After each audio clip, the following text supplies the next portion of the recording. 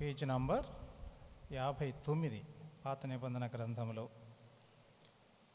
నిర్గమాకాండము 16వ అధ్యాయము 31వ వచనము అందరం కలిసి చదువుకున్నాం. ఇశ్రాయేలీయులు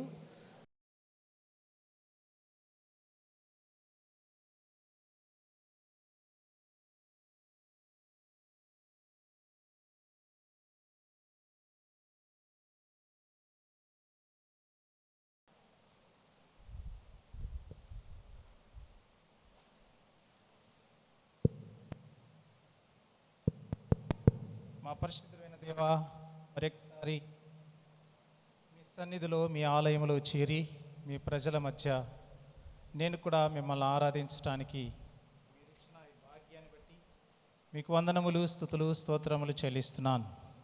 అవును దేవా, నేను యవ్వన కాలములో లోకములో పాపములో కలిసిపోయి ఉంటున్నప్పుడు, అవును నా జీవితము మరణపు వాసనగా ఉంటున్నప్పుడు మీరు నన్ను దర్శించి జీవపు వాసనగా చేసినందుకై దేవా మీకు వందనాలు, స్తోత్రాలు చెల్లిస్తున్నాను.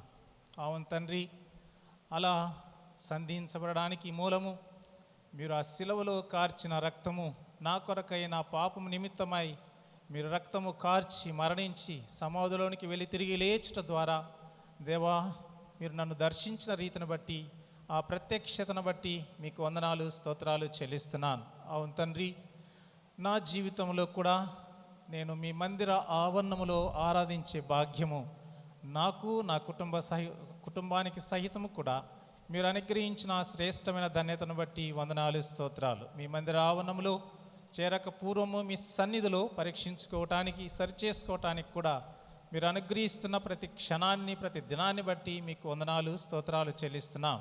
దేవ ఈ సమయంలో దేవ మేము బలలో యోగ్యంగా చేయి వేయటానికి ఆశపడుతున్నాం. అలాగైతే చదవబడిన లేఖన భాగంలో నుండి నాయనా మీరే మమ్మల్ని యోగ్యులుగా చేయటానికి, యోగ్యమైన రీతిలో చేయి వేయటానికి సరిచేయమని మీ వాక్యము ద్వారా దర్శించమని ప్రార్థిస్తున్నాం. నిలబడి నన్ను మీరు కనికరించమని దేవా, మీ బిడ్డలను కనికరించమని మా ప్రభు, మా రక్షకుడైన యేసు ప్రభు నామములో స్తుతించి ప్రార్థించి వేడుకుంటున్నాము తండ్రి, ఆమేన్.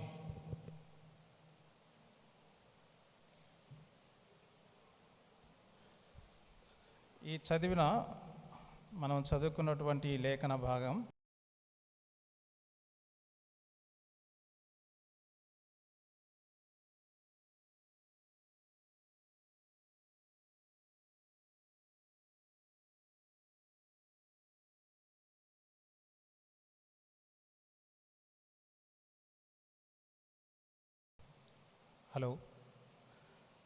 నిర్గమకాండము 16వ అధ్యాయము మనము చూసినట్లయితే ఇది బాగా పరిచయమైన భాగమైన నేను మరి పరిచయ వాక్కులుగా కొన్ని మాటలు మీతో పంచుకుంటాను. ఇశ్రాయేలు ప్రజలు ఐగుప్తు చెర నుండి మోషే నాయకత్వంలో వారు విడిపించబడి ఎర్ర సముద్రాన్ని దాటిన తర్వాత వారు సీను అనే అరణ్యానికి వచ్చి అక్కడ ఆగుతారు. ఆ సీను అరణ్యంలోనికి ఆ వచ్చిన సమయము ఐగుప్తు నుండి అక్కడికి వచ్చిన తర్వాత దాదాపు 1.5 నెల అవుతుంది, 1.5 month. ఈ 1.5 నెల వారు అక్కడ గడిపిన దినాల్లో వారు ఐగుప్తు నుండి బయలుదేరి వచ్చినప్పుడు తెచ్చుకున్న ఆహార పదార్థాలన్నీ కూడా వారు తిన్న తర్వాత ఇంకా తినటానికి ఏమీ లేని పరిస్థితి. వారు తినటానికి ఏమీ లేని పరిస్థితుల్లో ఇశ్రాయేలీలందరూ కూడా ఎంతో ఆకలితో వారు ఉంటూ మరి సనుగులు, గొనుగులు ప్రారంభమవుతాయి. అందుకని ఇశ్రాయేలులు అంటారు 16వ అధ్యాయం నిర్గమాకాండము 3వ వచనములో 4వ వచనములో, మేము ఐగుప్తులో మా కుండలలో మాంసం వండుకొని తింటున్నప్పుడు అక్కడ దేవుడు మమ్మల్ని చంపివేసింటే బాగుండేది కదా, ఇక్కడ అరణ్యంలోనికి తీసుకొని వచ్చి ఆకలితో మమ్మల్ని చంపటానికా అని అంటూ వారు ఎంతో వేదనతో అలాగూ మరి రోదనతో కంప్లైంట్ చేయడము జరుగుతుంది. దేవుడు ఈ సనుగులు, గొనుగులు విన్న తర్వాత మరి 16వ అధ్యాయం 13, 14, 15, 16 వచనాలలో ఆకాశము నుండి వారికి ఆహారాన్ని కుమ్మరిస్తాడు. ఉదయము ఆకాశము నుండి ఆహారాన్ని, అది అమృత ఆహారముగా, అలాగే సాయంత్రం వారికి మాంసాహారం కూడా వారికి దేవుడు అనుగ్రహించడం అనేది మనం చూస్తాం. ఇది 16వ అధ్యాయం 13, 14, 15, 16 వచనాల్లో మనం అది చూడవచ్చు. ఈ ఆహారానికి ఇశ్రాయేలులు పెట్టిన పేరు ఏమిటనగా మన్నా. అందుకే అదే ఆ భాగాన్ని మనం ఇందాక చదివాం. 16వ అధ్యాయము 31వ వచనములో మనం చూసాం. అది కొత్తిమీర గింజ వలె దాని స్వరూపం ఉంటుంది. దాని రుచి చాలా స్వీట్గా, మరి అపూపం వలె ఉంటుంది అన్న విషయాన్ని కూడా మనం చూస్తాం.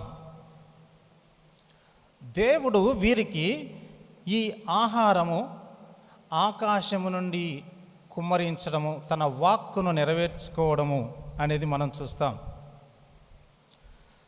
దేవుడు ఎందుకు వారికి ఆహారము అలా ఇచ్చాడు అని మనం ఆలోచన చేస్తే, గమనిస్తే లేఖన భాగాల్లో వారు ఆకలితో చచ్చిపోతున్నారు కనుక వారిని బ్రతికించాలి. అందుకు దేవుడు ఆహారాన్ని ఇచ్చాడు. వారు మరణించకుండా జీవించటానికి ఆహారం ఇచ్చాడు.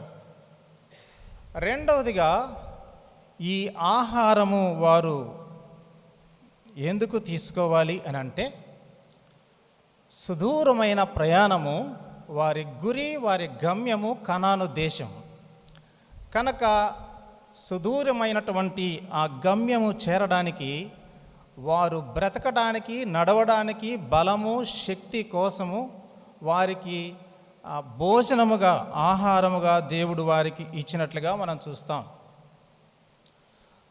మనము నిర్గమాకాండము 16వ అధ్యాయం 1వ వచనములో ప్రారంభించబడినటువంటి ఈ అరణ్య యాత్ర, ఈ సీనా అనే అరణ్యం నుండి ప్రారంభించబడిన ఈ యొక్క అరణ్య యాత్ర 40 సంవత్సరాలు కొనసాగించబడినట్లుగా లేఖనాల్లో మనం చూస్తాం. అంటే 40 సంవత్సరాలు ఈ ఇశ్రాయేలీయులు యాత్రలో కొనసాగడానికి వారికి ఆహారముగా మన్నాను దేవుడు ఇచ్చాడు అనేది మనం చూస్తాం. మనము దేవుని యొక్క వాక్యంలో నుండి మనము గమనించినట్లయితే, ఈ 35వ వచనము, 16వ అధ్యాయం 35వ వచనంలో మనము గమనించినట్లయితే, అక్కడ చూడండి, ఇశ్రాయేలీయులు నివసింపవలసిన దేశమునకు తాము వచ్చు 40 ఏండ్లు మన్నానే తినుచుండ్రి. వారు కనాను దేశ పొలిమేరులు చేరు వరకు ఆ మన్నాను తినిరి అనే మాటను మనము చూస్తాం. యెహోషువ గ్రంథము 5వ అధ్యాయము ఒక మాట అక్కడ కూడా చూద్దాం. దీన్ని బలపరుస్తూ యెహోషువ గ్రంథము 5వ అధ్యాయము చూడండి, అక్కడ 12వ వచనము మనం, మరునాడు వారు ఈ దేశపు పంటను తినుచుండగా మన్నా మానిపోయెను. అటు తర్వాత ఇశ్రాయేలీయులకు మన్నా దొరకకపోయెను. ఆ సంవత్సరమున వారు కనాను దేశపు పంటను తినిరి. ఏమండి, సీను అరణ్యములో ప్రారంభించబడినటువంటి ఈ ప్రయాణము కనాను దేశములో ఉన్నటువంటి గిల్గాలు ప్రాంతములో ముగించబడింది. ఈ గిల్గాలు ప్రాంతము ఈ కనాను దేశంలో ఉంటుంది. అక్కడున్న ఆహార పదార్థాలు వారు తీసుకోగానే ఈ మన్నా ఆగిపోయినట్లుగా మనం చూస్తాం. ఈ మన్నా ఇంకా తిరిగి ఎప్పుడు కూడా కనిపించలేదు అన్న విషయాన్ని కూడా మనము చూస్తాం ఈ భాగంలో, మనం చదివిన భాగంలో. కాబట్టి మనకు మన్నాను గురించి ఏమర్థం అవుతుంది అనగా, ఇశ్రాయేలులు అరణ్య యాత్రలో వారు బ్రతకటానికి బలము పొంది వారు జీవించి ఆ మార్గములో కొనసాగడానికి దేవుడు వారికిచ్చిన ఆహారము అనేది మనకు అర్థమవుతుంది. మన్నాను గురించి మనం ఆలోచన చేస్తే, ఈ నిర్గమాకాండము 16వ అధ్యాయంలో 32, 33 వచనాల్లో ఏముంటుందంటే, మరియు మోషే ఇట్లనను, ఆ, రప్పించినప్పుడు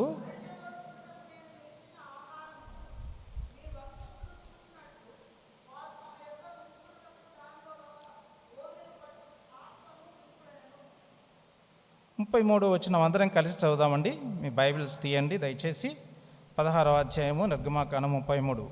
కాబట్టి మోషే అహరోనుతో, నీవు ఒక గిన్నెను తీసుకొని దానిలో ఒక ఓమేరు మన్నాను పోసి మీ వంశస్థులు తమ యొద్ద ఉంచుకున్నట్టుకు యెహోవా సన్నిధిలో దానిని ఉంచుమనెను.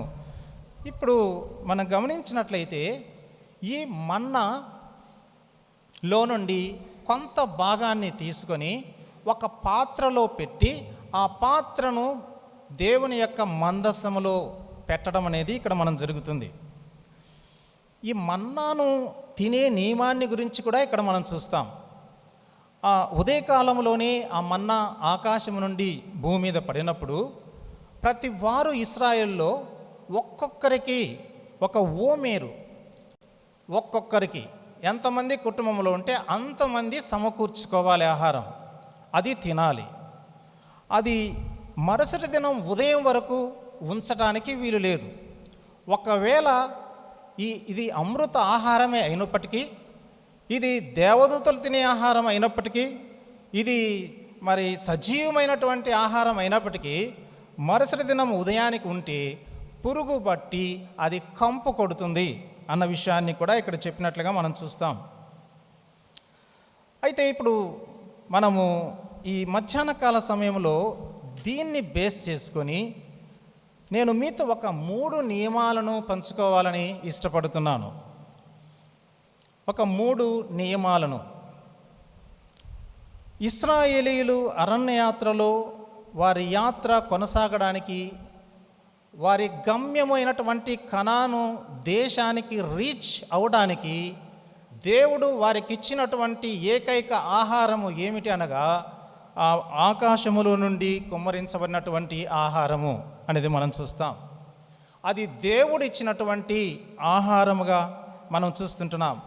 కనుక ఇశ్రాయేలీయులు వారు యాత్రలో ఉన్నంత వరకు కేవలము ఆహారమే తినాలి, ఆ ఆహారమే భుజించాలి, అలాగూ వారి యొక్క ప్రయాణం కొనసాగించాలి. ఒకవేళ డీవియేట్ అయితే వారు మధ్యలోనే, ఆ అరణ్యయాత్ర మధ్యలోనే రాలిపోతారు అన్న విషయాన్ని మనం చరిత్రలో చూడవచ్చు, రాలిపోయినట్లుగా మనం చూడవచ్చు. నియమము మొట్టమొదటిగా మనము మన జీవితాలకు కూడా మొదటి నియమం ఏమిటనగా మనము కూడా మన్నాను మాత్రమే భుజించాలి. అరణ్యయాత్రకు సాదృశ్యంగా ఉన్న ఈ లోకయాత్రలో మనం ఉన్నాం. ఈ యాత్ర పరమ కనాను చేరడానికి యాత్ర. మనము పరమ కనాను చేరేంత వరకు కూడా మనము ఈ మన్నానే భుజించవలసిన వారంగా ఉంటున్నాం. మనము పరమ ఆ యొక్క కనాను చేరడానికి మనకు దేవుడు ఇచ్చినటువంటి ఆహారము ఏమిటయ్యా అంటే, దేవుని యొక్క వాక్యంలో చూస్తాం, వారికేమో మన్నా ఇచ్చాడు, మనకు మన్నా మన ప్రభువైన యేసుక్రీస్తు అన్న విషయాన్ని మనం చూస్తాం కదండి. యోహాను రాసిన సువార్త 6వ అధ్యాయము అందరము కలిసి చదువుకున్నామండి. 6వ అధ్యాయము యోహాను రాసిన సువార్త, రండి. 6వ అధ్యాయము 51వ వచనం అందరం కలిసి చదువుకున్నాం. పేజ్ నంబర్ 86 క్రొత్త నిబంధనలో ఉంటుంది, అది కలిసి చదువుకున్నాం. పరలోకములో నుండి దిగి వచ్చిన జీవాహారమును నేనే, ఎవడైనను ఈ ఆహారము భుజించితే వాడు ఎల్లప్పుడూ జీవించును, మరియు నేనిచ్చు ఆహారము లోకమునకు జీవము కొరకైన నా శరీరమే అని మీతో నిశ్చయముగా చెప్పుచున్నానను.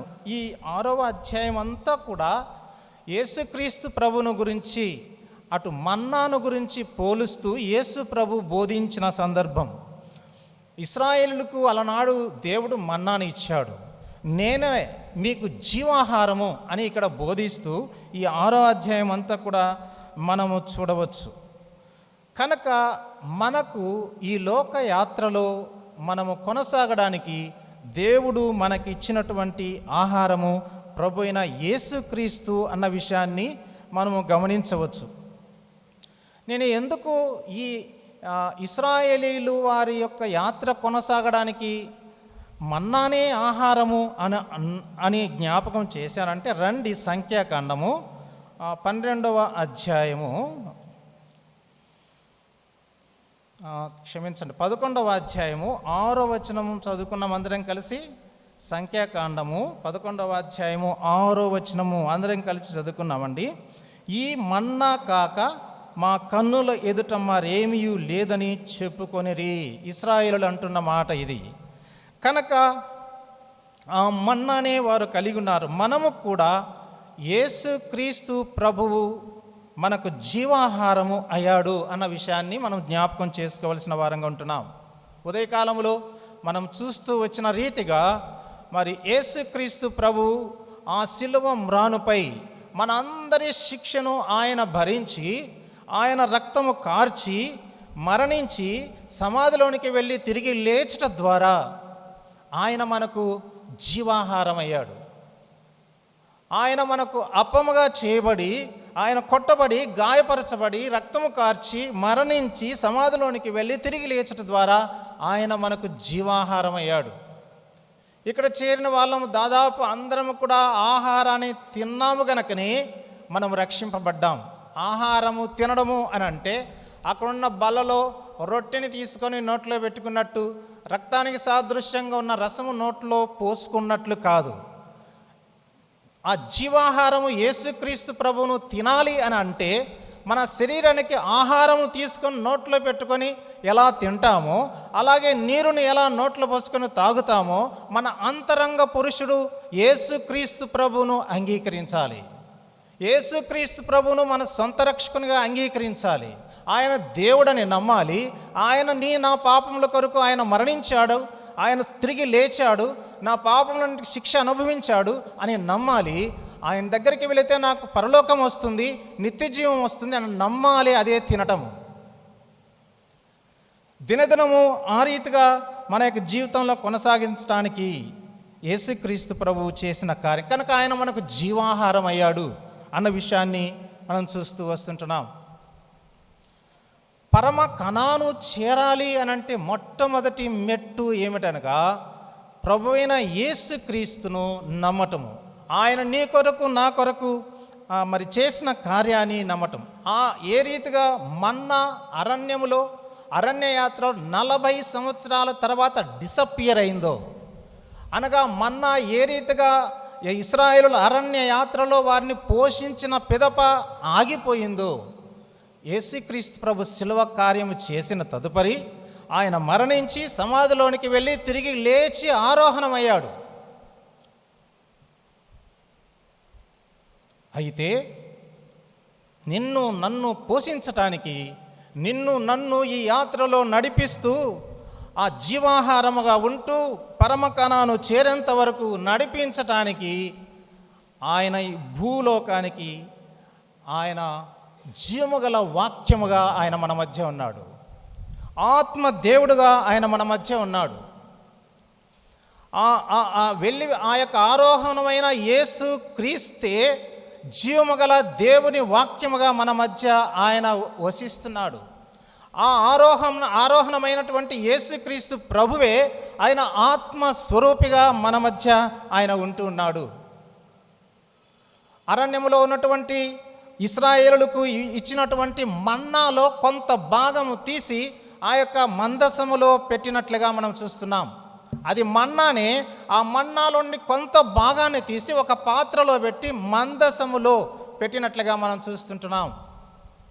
ఇశ్రాయేలును నడిపించటానికి ఆ మందసం ఎలా వెళితే అలా వెళ్ళాలి.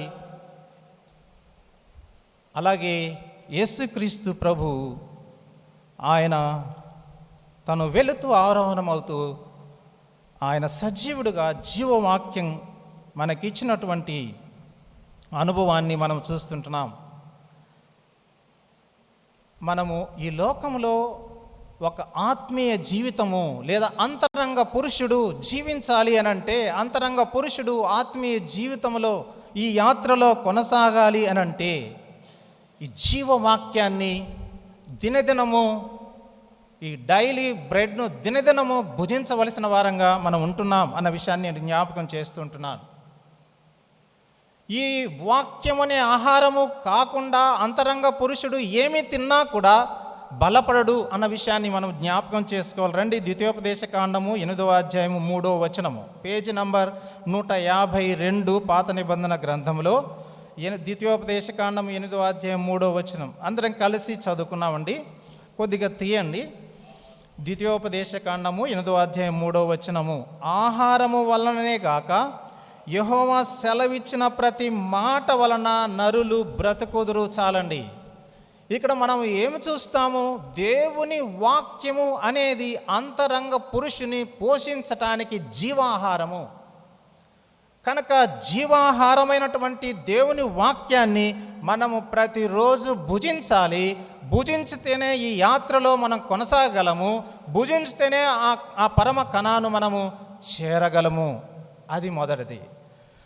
రెండవదిగా మనం ఈ యొక్క మార్గంలో ఈ యొక్క మన్నాని మనము తినాలి, లేదా ఈ యొక్క ప్రభువైన క్రీస్తు లేదా వాక్యముని తినాలి అనే విషయం రెండవదిగా చూస్తే ఇర్మియా గ్రంథము 15:16 వచనము, ఇర్మియా గ్రంథము 15వ అధ్యాయం 16, పేజీ నంబర్ 640 పాత నిబంధన గ్రంథములో 640 ఆ పేజీలో 15వ అధ్యాయము 16వ వచనం అందరం కలిసి చదువుకున్నామండి.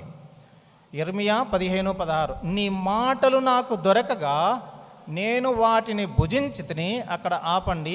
తర్వాత అక్కడే నెక్స్ట్ మాట, నీ మాటలు నాకు సంతోషమును నా హృదయమునకు ఆనందమును కలగజేయుచున్నవి. ఏమంటండి?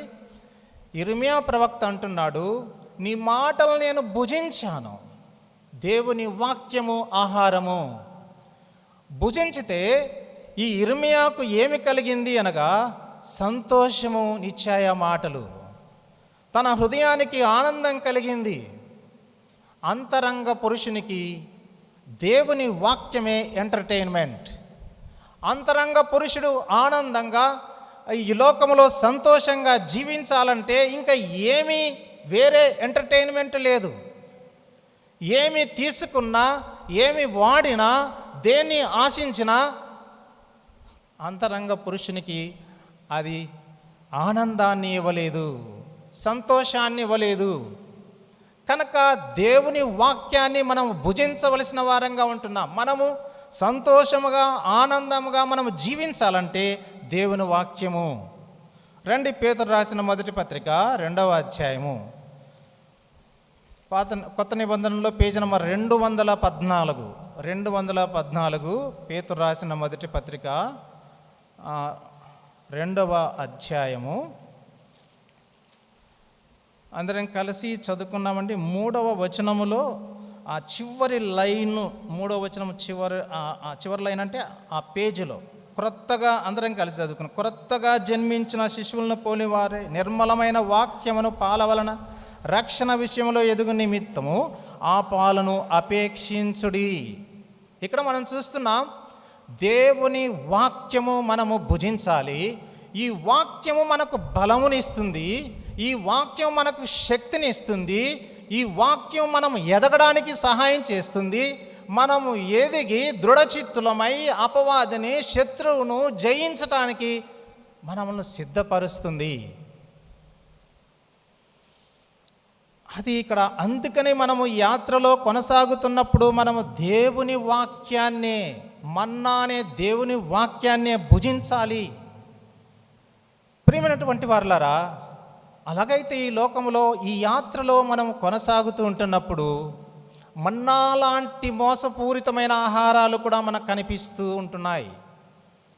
కనుక వాటిలో మనము జాగ్రత్తగా ఉండాలి అన్న విషయాన్ని నేను కొన్ని విషయాలు జ్ఞాపకం చేస్తాను. రండి, సామెతల గ్రంథము పేజీ నంబర్ 548 పాత నిబంధన 548 సామెతలు 23:3 చూడండి. ఇక్కడ అందరం కలిసి చదువుకున్నాం. ఇది కూడా అందరం కలిసి చదువుకున్నాం. 23:3 అతని రుచిగల పదార్థములను ఆశింపకము, అవి మోసపుచ్చు ఆహారములు. ఈ లోకములో అతడు అనగా అపవాది ఇక్కడ మనం గమనించినట్లయితే ఈ లోకములో మన్నా కానటువంటి, అనగా దేవుని వాక్యము కానటువంటి ఆహారాలు ఉన్నాయి. అవి వల వేస్తాడు అపవాది మనకు. అవి రుచిగా ఉంటాయి. రండి, ఆదికాండము 3వ అధ్యాయము 6వ వచనము. ఆదికాండము 3వ అధ్యాయము 6వ వచనము, పేజీ నంబర్ 2. ఆదికాండము 3వ అధ్యాయం 6వ వచనం. స్త్రీ, అందరం కలిసి చదువుకున్నాం. స్త్రీ ఆ వృక్షము ఆహారమునకు మంచిదియు, కన్నులకు అందమైనదియు, వివేకమిచ్చు రమ్యమైనది అయినట్టు చూచినప్పుడు ఆమె దాని ఫలములలో కొన్ని తీసుకొని తిని తనతో పాటు తన భర్తకును ఇచ్చెను, అతడు తినెను. కదండి, దీని పర్యవసానం మన అందరికీ తెలుసు.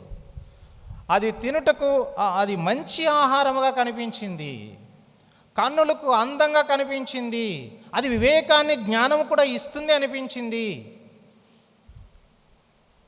మొట్టమొదటి ఈ లోకములో మనకు కనిపించే ఆహారం మోసపూరితమైన ఆహారము. ఈ యాత్రలో మనం కొనసాగుతూ ఉన్నప్పుడు ఈ మోసపూరితమైన ఆహారానికి దూరముగా ఉండాలి. యెషయా గ్రంథము 44:20వ వచనం, పేజ్ నంబర్ 606. 606 యెషయా గ్రంథము 44:20వ వచనం. అది కూడా మనం అందరం కలిసి చదువుకున్నామండి. అందరం కలిసి చదువు. వాడు బూడిద తినుచున్నాడు, వాని మనస్సు మోసపోయినదై తప్పుదారిన వాడిని తీసుకొని పోవచ్చున్నది. వాడు తన ఆత్మను రక్షించుకొనజాలడనియు, నా కుడి చేతిలో అబద్ధం ఉన్నది కదా అనియు అనుకొనుటకు వానికి బుద్ధి చాలదు. ఈ లోకములో కనిపించే ఆహారము బూడిదే. బూడిదలో ఏముంటుంది? ఉఫ్ అంటే పోతుంది. అది ఏమి సత్వం ఇస్తుంది? ఏమీ ఇవ్వదు. అది ఆత్మను రక్షింపజాలదు. ఈ లోకములో ఈ యాత్రలో మనం కొనసాగుతూ ఉంటున్నప్పుడు బూడిద లాంటి ఆహారాలు కనిపిస్తాయి. వాటిని మనం ఆశించకూడదు. అవి మన ఆత్మను రక్షించలేదు అన్న విషయాన్ని మనం జ్ఞాపకం చేసుకోవలసిన వారంగా ఉంటున్నాం. లూకా రాసిన సువార్త 15వ అధ్యాయం 16వ వచనములో మనం చూసినట్లయితే, లూకా 15:16, పేజీ నంబర్ 68, కొత్త నిబంధన. పేజీ నంబర్ 68, కొత్త నిబంధన. 68వ పేజీకి వచ్చిన తర్వాత 15వ అధ్యాయము 16వ వచనము మనం చూస్తే, అది బాగా అందరికీ పరిచయమైనటువంటి మాట. 15:16వ వచనం ఏముంటుంది అక్కడ చూడండి. వాడు పందులు తిను పొట్టుతో తన కడుపు నింపుకొన ఆశపడను కానీ ఎవడను వానికేమీ ఇయ్యలేదు. ప్రియులారా, జంతువులు తినే ఆహారము మనుష్యులు తినకూడదు. ఈ లోకములో జంతువులు తినే నీచమైన పందులు తినే ఆహారం కూడా ఉంటుంది. అది కూడా తాజాగా, అందంగా, ఆనందంగా ఉన్నట్లుగా ఉంటుంది. అంతరంగ పురుషుడి విషయంలో మనము జాగ్రత్త వహించవలసిన వారంగా ఉంటున్నాం. ఇది మొదటి అంశము. మనము ఈ ఇశ్రాయేలులో అరణ్యయాత్రలో మన్నానే భుజించాలి అన్న దాని విషయమై 3 నియమాలు అని అనుకున్నాం. మొట్టమొదటి నియమం ఏమిటనగా, మనము ఈ లోకయాత్రలో కొనసాగుతుంటున్నప్పుడు మన ప్రభువైన యేసుక్రీస్తు మనకు మన్నా, ఆయన ఇచ్చిన వాక్యమే మన్నా, మనము వాటినే భుజించాలి. అప్పుడే మనము అనుకున్న మన గమ్యమైనటువంటి పరలోక రాజ్యం చేరతాము, లేకపోతే మధ్యలోనే ఆగిపోతాం. రెండో విషయాన్ని నేను మీకు జ్ఞాపకం చేస్తాను. రెండవది రండి, సంఖ్యాకాండము 11వ అధ్యాయము, పాత నిబంధన గ్రంథములో పేజీ నంబర్ 119. 119కి రండి. 119లో 11వ అధ్యాయము 5వ వచనము అందరం కలిసి చదువుకున్నామండి. 11వ అధ్యాయం 5వ వచనము అందరం కలిసి చదువుకున్నాం. ఐగుప్తులో మేము ఉచితముగా తినని చేపలను, కీరకాయలను, దోసకాయలను, కూరాకులను, ఉల్లిపాయలను, తెల్లగడ్డలను జ్ఞాపకమునకు వచ్చుచున్నవి. ఇప్పుడు మా ప్రాణము సొమ్మసిల్లెను. వీరు అరణ్య యాత్రలో ఉన్నారు. దేవుడు వారికి వేకువజామున మన్నాని ఇస్తున్నాడు, సాయంత్రము మాంసాహారం ఇస్తున్నాడు. అమృతాహారము, మాంసాహారము. ఇంకా ఏముంది? సుఖంగా ప్రయాణం చేయొచ్చు కదా, నిశ్చింతంగా ఉండొచ్చు కదా. వారికి మన్నా తింటూనే, మన్నాను చులకన చేస్తూ వారికి పాతవి గుర్తుకొస్తున్నాయి. ఐగుప్తులో తిన్నవి గుర్తుకొస్తున్నాయి, విడిచిపెట్టినవి గుర్తుకొస్తున్నాయి. అందుకనే రెండవ నియమం ఏమిటనగా వెనుక ఉన్న వాటిని మరచిపోవాలి. అది రెండవ నియమము. వెనుక ఉన్న వాటిని మరచిపోవాలి. ఇక్కడ ప్రియమైనటువంటి వారలారా, ఈ ఇశ్రాయేలీలు ఇక్కడ అంటున్నారు, వారు జ్ఞాపకమునకు వస్తున్నాయంట వాళ్ళకు. ఏమిటి? కీరకాయలు, బీరకాయలు, కాకరకాయలు, ఉల్లిగడ్డలు, తెల్లగడ్డలు, ఆకుకూరలు జ్ఞాపకముకు వస్తున్నాయట. అవి కావాలంట వారికి. కొరింథీయులకు రాసిన పత్రిక 5వ అధ్యాయం 17వ వచనంలో తీయొద్దండి. అక్కడ మనం ఏం చూస్తాం? కాగా ఎవడైనను క్రీస్తునందున్న ఎడలవాడు నూతన సృష్టి, పాతవి గతించును, ఇదిగో క్రొత్తవాయెను. ఆ ఐగుప్తు అనే దాన్ని విడిచిపెట్టాడు. వీరు క్రొత్త యాత్రను ప్రారంభించారు.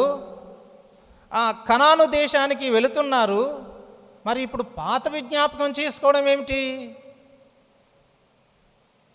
ప్రియమైనటువంటి వారలారా, ఇది ఏమాత్రం కూడా మన విశ్వాస జీవితంలో కూడా మనం ఒక క్రొత్త ప్రయాణం స్టార్ట్ చేసాం కదండి. మనము ఈ లోకంలో నుండి బయటికి వచ్చాము కదా.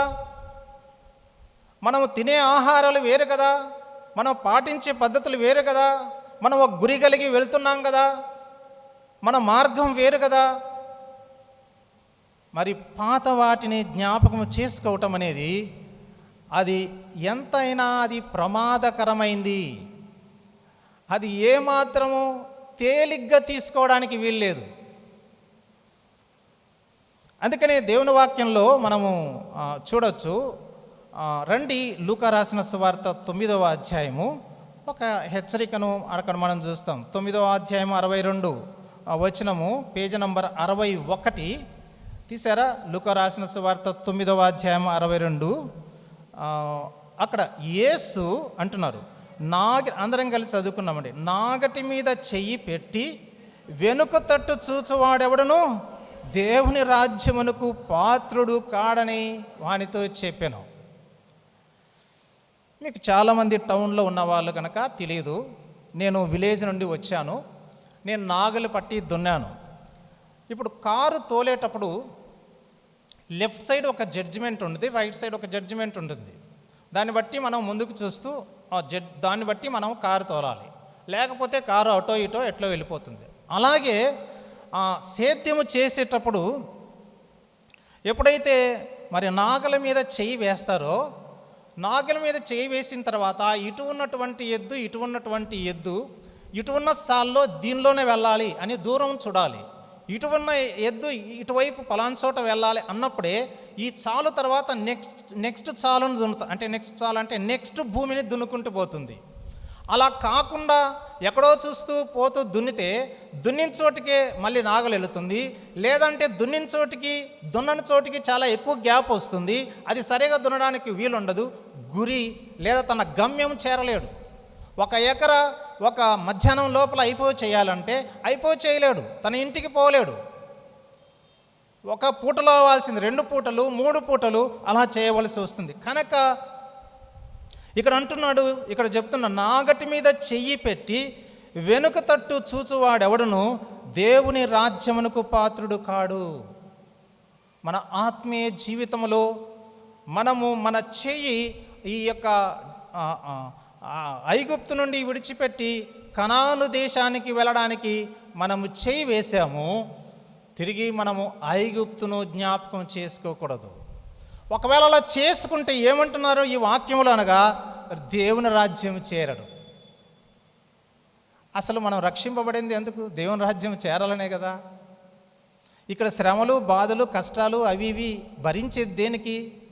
ఈ జీవితానంతరము పరలోక రాజ్యం వెళతామనే కదా. ప్రియమైనటువంటి వారలారా, మనము జ్ఞాపకం చేసుకోవలసిన వారంగా ఉంటున్నాం. అందుకని వెనుక ఉన్న వాటిని మనము మరచిపోవాలి. జ్ఞాపకము చేసుకోకూడదు. మన పాత జీవితంలో వేటితో సంబంధాలు ఉన్నాయో, వేటిని కలిగి ఉన్నామో, వేటిని తినేవారమో, వేటిని భుజించేవారమో, ఎక్కడెక్కడ తిరిగేవారమో, ఎక్కడెక్కడ మరి నివాసం ఉండేవారమో, ఆ అనుభవాలను మరిచిపోవాలి. మరిచిపోకపోతే, జ్ఞాపకము చేసుకుంటే దేవుని రాజ్యము చేరలేము. మరో మాట, ఫిలిప్పీయులకు రాసిన పత్రిక 3వ అధ్యాయము. ఫిలిప్పీయులకు రాసిన పత్రిక 3వ అధ్యాయము. ఫిలిప్పీయులకు రాసిన పత్రిక పేజ్ నంబర్ 180, క్రొత్త నిబంధనలో పేజ్ నంబర్ 180లో 3వ అధ్యాయము 13, 14 వచనాలు ఉన్నాయి. చదువుకున్నామండి అందరము. 3వ అధ్యాయము 13, 14 వచనాలు అందరం కలిసి చదువుకున్నాం. సహోదరులారా, నేను ఇదివరకే పట్టుకొని ఉన్నానని తలంచుకొనను. అయితే ఒకటి చేయుచున్నాను, వెనక ఉన్నవి మరచి ముందున్న వాటి కొరకై వేగిరపడుచు క్రీస్తు యేసునందు దేవుని ఉన్నతమైన పిలుపునకు కలుగు బహుమానమును పొందవలనని గురి యొద్దకే పరిగెత్తుచున్నాను. అపోస్తలుడైన పౌలు అనుభవము. ఈ అనుభవము ఇక్కడ కూర్చున్న మన అందరికీ అవసరమై ఉంటుంది. ఆయన అంటున్నాడు, వెనక ఉన్నవి మరచి, లక్ష్య పెట్టక, గురి యొద్దకే ముందున్న వాటిని చేరాలని వెళుతున్నాను. ఒకవేళ అలా వెళ్ళకపోతే బహుమానాన్ని పోగొట్టుకుంటాడు. ప్రియమైనటువంటి వారలారా, మనము వెనక ఉన్నవి మరవకపోతే బహుమానము పోగొట్టుకుంటాం అని లేఖన భాగాల్లో మనం చూస్తూ వస్తుంటున్నాం. దేవుడు సత్కరించే ఆ శ్రేష్టమైన సమయాన్ని మనము పోగొట్టుకుంటాం, అనగా నష్టపోతాము అన్నది ఇక్కడ మనకు అర్థమవుతున్నట్లుగా మనం చూస్తున్నాం. ఇంకొక చివరి విషయాన్ని ఈ భాగంలో మనం చూద్దాం. రండి, పేతురు రాసిన 2వ పత్రిక. పేతురు రాసిన 2వ పత్రిక, క్రొత్త నిబంధనలో 218వ పేజ్. 218వ పేజీలో పేతురు రాసిన 2వ పత్రిక 2వ అధ్యాయము. 2వ పత్రిక 2వ అధ్యాయము 20వ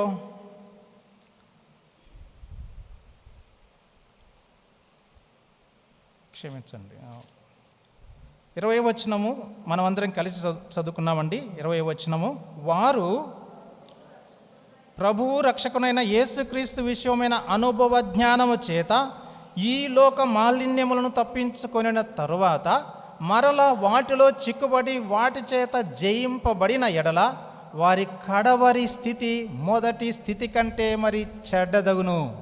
వారు నీతి మార్గమును 21 కూడా, వారు నీతి మార్గమును అనుభవపూర్వకముగా తెలుసుకొని తాముకు అప్పగింపబడిన పరిశుద్ధమైన ఆజ్ఞ నుండి తొలగిపోవట కంటే ఆ మార్గము అనుభవపూర్వకముగా తెలియక ఇనుటే వారికి మేలు. 22, కుక్క తన వాంతికి తిరిగినట్టును కడుగుబడిన పంది బురదలో దొర్లకు మరలినట్లు నిజమైన సామెత చొప్పున వీరికి సంభవించెను.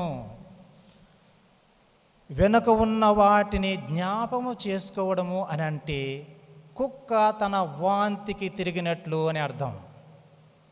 ఆ మాట ఎంత అసహ్యంగా ఉంది.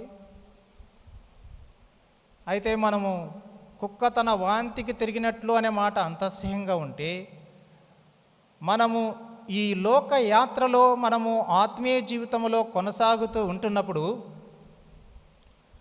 మనము గురి వైపే ముందుకే చూస్తూ వెళ్ళాలి. మనము మన ప్రభు రక్షకుడైనటువంటి ఆయన అనుభవము, ఆయనతో మన సంబంధము, ఆయన చేసిన మేళ్ళు అనుభవించిన తర్వాత కూడా మళ్ళీ వెనక్కిపోవడము అని అంటే అది ఎందుకు అసహ్యమయ్యేది మనకు? అది ఎందుకు మనకు యాక్ట్ అనిపించదు? ప్రియమైన వారలారా, మనము ఈ లోకయాత్రలో కొనసాగుతూ ఉంటున్నప్పుడు రెండవ నియమము ఏమిటి అనగా, వెనక ఉన్న వాటిని మరవాలి. మూడవది మనం చూసుకున్నాం. రండి, సంఖ్యాకాండము 11వ అధ్యాయము 4వ వచనము. సంఖ్యాకాండము 11వ అధ్యాయము 4వ వచనం అందరం కలిసి చదువుకున్నామండి. ఇందాక చూసాం కదా. సంఖ్యాకాండము 11వ అధ్యాయము 4వ వచనం, వారి మధ్యనున్న మిశ్రిత జనము అందరం కలిసి చదువుకున్నామండి. వారి మధ్యనున్న మిశ్రిత జనము మాంసాపేక్ష అధికముగా కనుపరచగా ఇశ్రాయేలీయులను మరలా ఏడ్చి, మాకెవరు మాంసము పెట్టెదరు? ఐగుప్తులో మేము ఉచితముగా తినని చేపలను, కీరకాయలను, దోసకాయలను, కూరాకులను, ఉల్లిపాయలను, తెల్లగడ్డలను జ్ఞాపకమునకు వచ్చినవి. ఇప్పుడు మా ప్రాణము సొమ్మసిల్లెను. ఇక్కడ కింది భాగంలో కూడా మనం చూస్తే దేవుడు ఆ నిర్గమాకాండములో వారికి ఏమైతే ప్రొవైడ్ చేశారో అవే మళ్ళీ ఇక్కడ మనం చదివిన తర్వాత భాగాల్లో రాయబడినట్లుగా మనం చూస్తాం. ఇశ్రాయేలీయులకు దేవుడు ఆ అరణ్య యాత్రలో సఫిషియెంట్గా ఆయన ప్రొవైడ్ చేశాడు. అయితే ఇప్పుడు మళ్ళీ వారు మొదలెట్టారు, మాకు మాంసం కావాలా, మాంసం లేదో అని చెప్పి చాలా తీవ్రంగా ఏడవడం మొదలెట్టారు. అసలు మోషే దగ్గరికి వెళ్ళి వాళ్ళు అలా ఏడుస్తూ ఉంటే మోషేకి ఏం అర్థం కాల. ఆల్రెడీ తింటున్నారు కదా, సరిపోయినంత తింటున్నారు కదా, అర్థం కాల, ఏడుస్తున్నారు. అప్పుడు దేవునికి మొరపెట్టుకుంటే మోషే, దేవుడు ఒక బలమైన గాలిని ప్రవేశింపచేసి వారికి పక్షులను ఆ భూమి మీద పరిచాడు. భూమి నుండి 3 అడుగులు ఇంతెత్తు ఆ పక్షులన్నీ భూమి మీద పడితే 3 అడుగులకు వచ్చాయి ఆ పక్షులు. వాటిని అందరూ గ్యాదర్ చేసుకోవడం మొదలెట్టారు. ఒక్కొక్కడు చాలా గ్యాదర్ చేసుకున్నారు. లీస్ట్ పర్సన్ అంటే వారిలో తక్కువ గ్యాదర్ చేసుకున్నవాడు 100 తూములంట. 100 తూములు. ఇది కాక గ్యాదర్ చేసుకోవడం కాక ఆ పాలెము చుట్టూ వాటన్నిటిని పరిచారంట, ఎండబెట్టారట.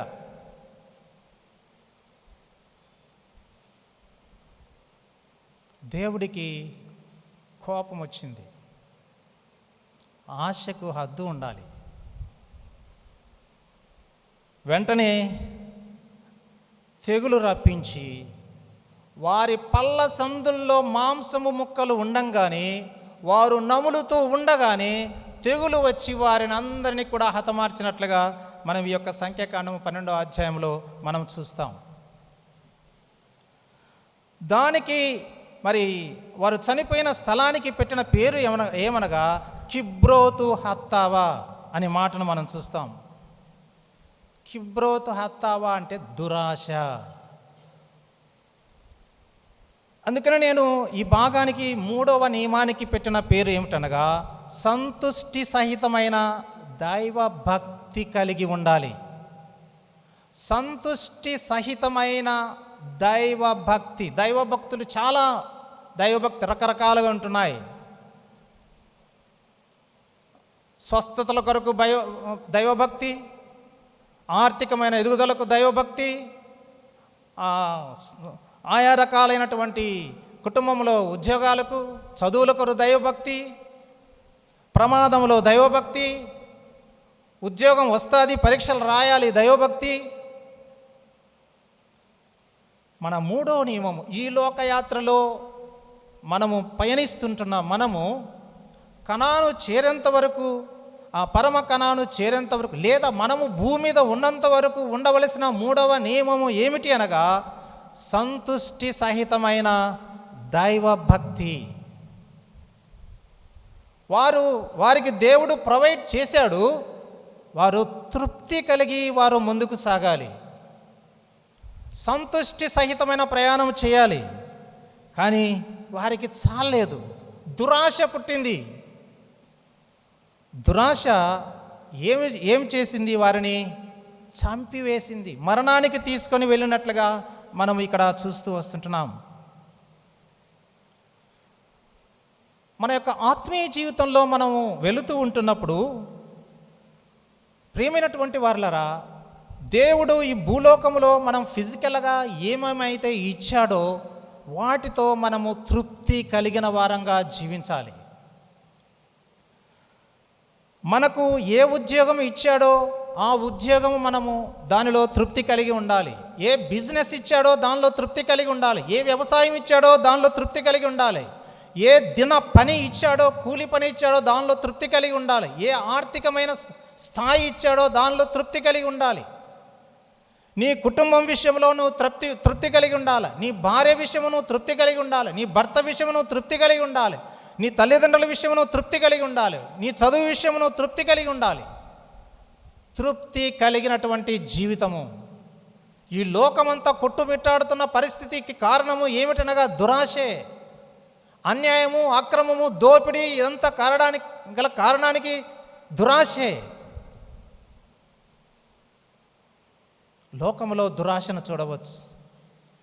ఒక ప్రత్యేకమైన గురి కలిగి ఏర్పాటుతో, పిలుపుతో ఆత్మీయమైన యాత్ర కొనసాగించబడుతున్నటువంటి మన జీవితాల్లో మనము కలిగి ఉన్న దానిలో తృప్తి కలిగిన వారంగా ఉండాలి అన్న విషయము ఇక్కడ మనకు జ్ఞాపకం చేస్తుంది. అపోస్తలుడైన పౌలు అంటాడు ఆయన అనుభవంలో, ఫిలిప్పీయులకు రాసిన పత్రిక 4వ అధ్యాయం 11-12 మనం చదువుదాం. చూడండి, పేజీ నంబర్ 180, నూతన నిబంధన, పేజీ నంబర్ 180, 4వ అధ్యాయము 11-12 వచనాలు అందరం కలిసి చదువుకున్నామండి. 11-12 వచనాలు. నాకు కొదవగలిగినందున నేను ఇలాగూ చెప్పుటలేదు, నేనే స్థితిలో ఉన్నాను ఆ స్థితిలో సంతృప్తి కలిగిన నేర్చుకొని ఉన్నాను. దీన స్థితిలో ఉన్న నెరుగుదును, సంపన్న స్థితిలో ఉన్న నెరుగుదును, ప్రతి విషయంలోనూ అన్ని కార్యములలోనూ కడుపు నిండుటకును, ఆకలి నిండుటకును, సమృద్ధి కలిగినట్టుకును, లేమిలో ఉండుటకును నేర్చుకొని ఉన్నాను. అది ఆయన అనుభవం. ఈ లోకయాత్రలో ఉన్నటువంటి నా అనుభవం కూడా ఇలానే ఉండాలి. సమృద్ధిగా ఉన్నప్పుడు కళ్ళు నెత్తికెత్తకూడదు. మనకు కొంత లేమి కలిగినప్పుడు మనము దూషించకూడదు, దిగజారిపోకూడదు. అన్ని పరిస్థితుల్లో కూడా ఈ అనుభవం కలిగి ఉండాలి. ఇంకొకటి కూడా అండి, మనం గమనిస్తే సంతుష్టి సహితమైన భక్తిని గురించి తిమోతికి రాసిన మొదటి పత్రికలో చూస్తాం. పక్కనే చూడండి, 192వ పేజీలో తిమోతికి రాసిన మొదటి పత్రిక 6:6 అందరం కలిసి చదువుకున్నాం. తిమోతికి రాసిన మొదటి పత్రిక 6వ అధ్యాయము 6వ వచనం ఏముంటుంది అక్కడ? సంతుష్టి సహితమైన దైవభక్తి గొప్ప లాభ సాధనమై ఉన్నది. అది చాలా గొప్ప మాట. సంతుష్టి సహితమైన దైవభక్తి గొప్ప లాభ సాధనమై ఉన్నది. ఏమిటి సంతుష్టి సహితమైన భక్తి అనగా, మనము ఏమేమి కలిగి ఉన్నామో ఆ కలిగిన వాటితో తృప్తి పొంది భక్తి కలిగి జీవించడం, విశ్వాసయాత్రలో ముందుకు సాగడం. మనము ఏమేమి మనకు దేవుడిచ్చాడో వాటిలో తృప్తి కలిగి మనము ముందుకు కొనసాగితే అది ఫ్యూచర్లో, రానున్న దినాల్లో నీకు ఏమేమి కొరతలు ఉన్నాయో అవన్నీ తీర్చి లాభసాధకంగా చేస్తానంటున్నాడు. అదే కదా అక్కడ, లాభ సాధనముగా చేస్తాడు. నీవు కలిగి ఉన్న దానిలో నువ్వు తృప్తి కలిగి ఈ భక్తి జీవితాన్ని కొనసాగించినట్లయితే తదుపరి రానున్న దినాల్లో అదే నీకు గొప్ప లాభ సాధనముగా మారుతుంది. మనకంత ఓపిక ఉండదు కదా. ఎప్పుడు కొరత ఏర్పడుతుందో లేదా ఏ పరిస్థితుల్లో మనం ఉంటున్నామో మనం చూసుకొని వీళ్ళను అలా చూసుకొని మనకు దురాశ కలుగుతుంది. వాటిని పొందడానికి, ఉన్నట్టుగా ఉండి అలా ఉండడానికి మనం ప్రయత్నం చేస్తున్న వారంగా ఉంటున్నాం. అందువలనే మనము గొప్ప లాభసాధకమైన జీవితాన్ని మనము అనుభవించలేకపోతున్నాం. నేను ఇందాక జ్ఞాపకం చేశాను, దురాశ అనేది సామాన్యమైంది కాదు. అందుకనే యాకోబు భక్తుడు అంటాడు ఆయన పత్రికలో 1వ అధ్యాయం 14-15 వచనాల్లో, నేను చదువుతాను గమనించండి. దురాశ గర్భము ధరించి పాపమును కనగా పాపము పరిపక్వమై మరణమును కనును. చూసారా? దురాశను అంటే మనకు కలిగి ఉన్న దానితో తృప్తి పొందక దానికి మించి ఇశ్రాయేలీలు అరణ్యయాత్రలో దేవుడు వారికి ఏమి కావాలనో అది ఇచ్చాడు. వారు ఇశ్రాయేలీలు ప్రయాణానికి కావలసిన సదుపాయాలు ఇచ్చాడు. అయితే వారిలో తృప్తి అందులో కలగటంలే. ఆ మన్నాను తింటున్నారు, తృప్తి కలగడంలే. ఆ మాంసాహారం తింటున్న తృప్తి కలగడంలే. అధికంగా దురాశ. అదే వారిని ఆ అధ్యాయంలో మనం చూస్తే వారందరూ కూడా తెగులు చేత చంపబడినట్లుగా మనం చూస్తున్నాం. అందుకని ఇక్కడ ఈ మాట యాకోబు భక్తుడు అందరూ ఉద్దేశించే అంటున్నట్లుగా మనం చూస్తుంటున్నాం. దురాశ అనేది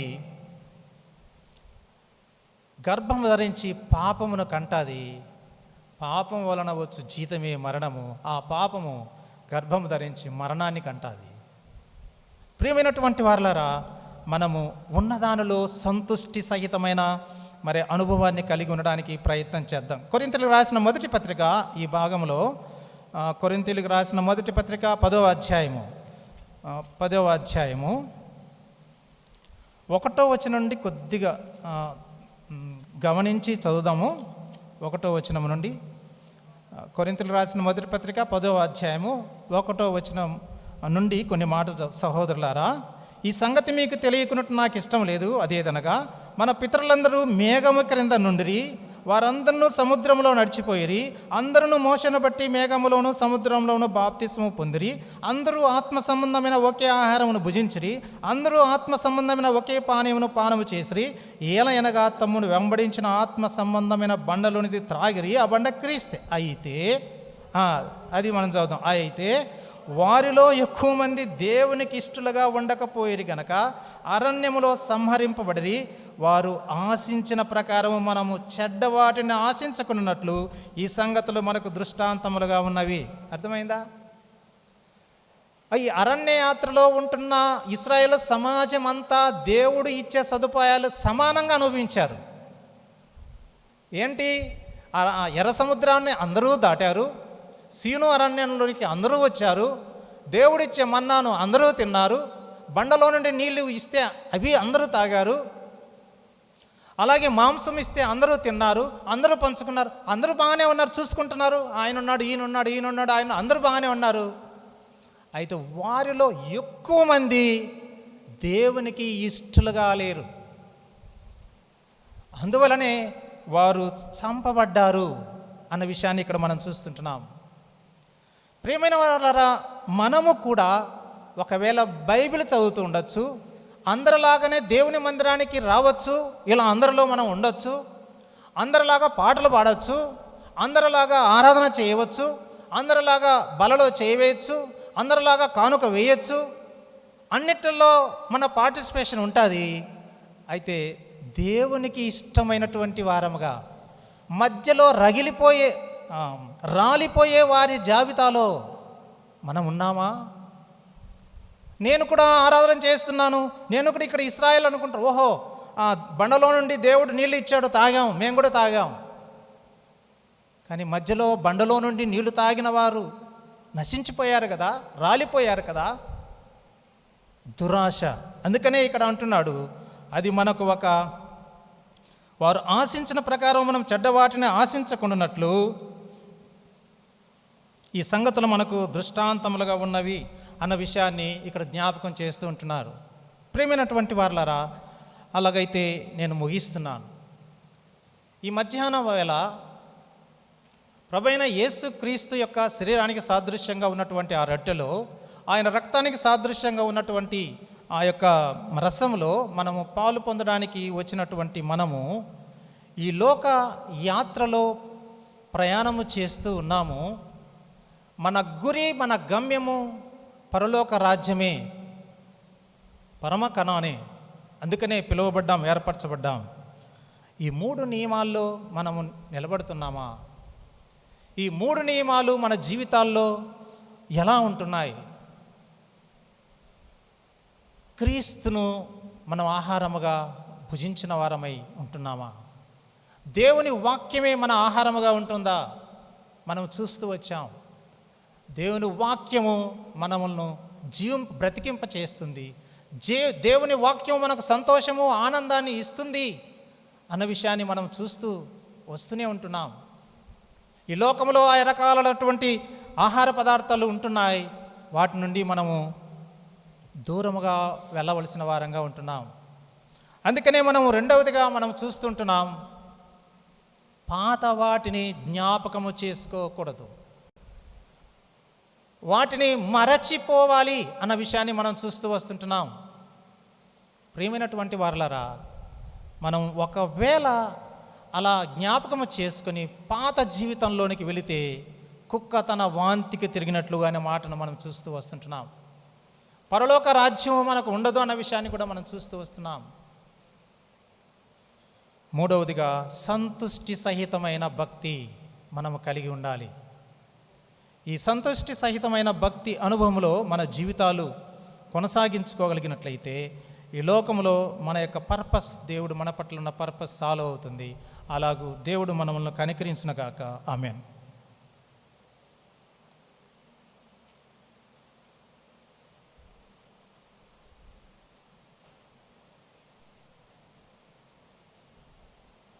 దయచేసి కొన్ని క్షణాలు ఆ రీతిగా మన ఆత్మీయ జీవితాలను పరీక్షించుకుంటూ మన్నాలో మనకు బోధించబడే ఈ 3 లేఖన సత్యాలను బట్టి మన ఆత్మీయ జీవితాలను సరిదిద్దుకుంటూ ఈ లేఖనాల్లో మనల్ని ప్రతిష్ఠ చేసుకుందాం. ఆ రీతిగా ఇంకా ఇంకా వెనకనున్న పాత జీవితం ఎక్కడైనా జ్ఞప్తిలోనికి వస్తుందేమో, మనస్సు దాని వైపుకు త్రిప్పబడుతుందేమో, మలచబడుతుందేమో.